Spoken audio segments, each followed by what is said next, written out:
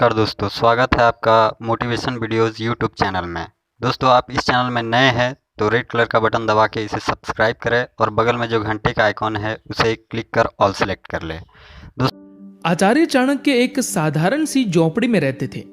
उन्होंने राहत कार्य की घोषणा करवाई। अकाल से प्रभावित लोगों के पास गर्म कपड़े नहीं हैं, सर्दी का मौसम है।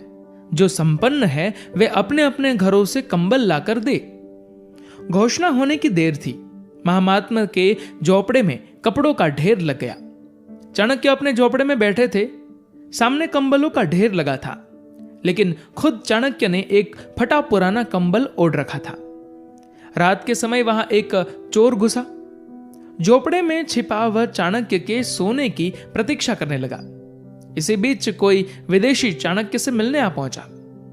चाणक्य को फटे पुराने कंबल में लिपटा देख उसने पूछा, सामने अच्छे अच्छे कंबलों का ढेर लगा है, फिर आपने इसे क्यों ओढ़ रखा है? चाणक्य ने कहा, वह जनता के लिए है, उसी के काम आएगा, मेरे लिए नहीं है। विदेशी यह सुनकर आश्चर्यचकित रह गया। लेकिन चोर को तो ऐसा सबक मिला कि उसने चोरी करनी ही छोड़ दी। जो लोग प्रशासन के हिस्से हैं, वे चाणक्य की इस कथा से कोई प्रेरणा ले, तभी हमारी स्वतंत्रता सार्थक होगी। अगर स्वतंत्रता के गीत गाते रहे और पुराने ढर्रे पर चलते रहे, तो इससे देश की नीतियों में बदलाव कैसे आएगा? मंत्रिमंडल में जो लोग आते हैं, उनका यह नैतिक दायित्व है कि वे अपने इस्पाती चरित्र से देश को नई दिशा दें। जनता की चारित्रिक दृढ़ता बढ़ाने के लिए जरूरी है कि नेतृत्व करने वाले लोगों का चरित्र उज्जवल रहे। हमने अभी गणतंत्र दिवस का समारोह मनाया है, लेकिन क्या सिर्फ समारोह मनाने भर से देश सही दिशा में बढ़ सकता है? बीती ताही बिसारी दे, आगे की सुधी ले।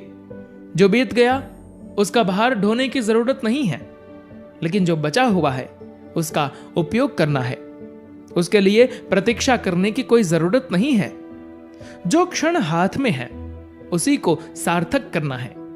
इसके लिए आज से, अभी से नए संकल्प के साथ काम शुरू किया जाए।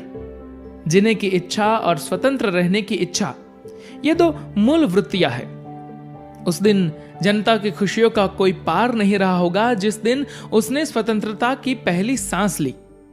लेकिन जिस आजादी के लिए गांधी ने संघर्ष किया, जिस आजादी के लिए देश के अनेक नौजवान शहीद हो गए, भारतीय जनता को उस आजादी का सच्चा स्वाद नहीं मिला। एक आजाद राष्ट्र की जनता कैसे जीती है, कैसे सोचती है और कैसे काम करती है, इसके अनुरूप वातावरण ही नहीं बन पाया। यहां उच्च वर्ग के लोग बहुत जल्दी विलासिता में डूब गए।